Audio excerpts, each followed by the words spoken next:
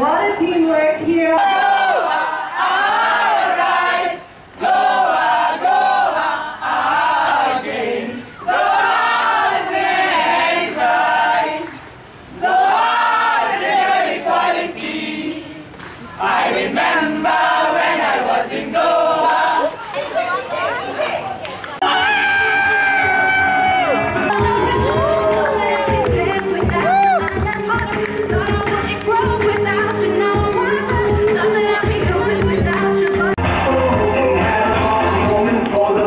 This is the Discover Football Festival in India 2017. We're in Dula Stadium in Goa, and in this festival 8 teams from across India have participated with over 100 women.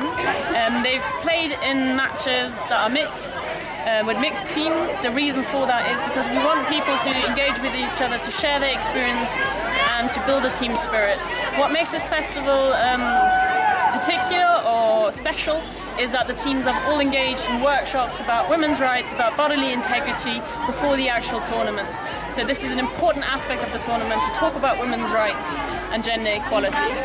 What we hope is that this will give an opportunity for organisations across India that are involved in women's football to network, to create more opportunities for women to play, to create situations of greater gender equality.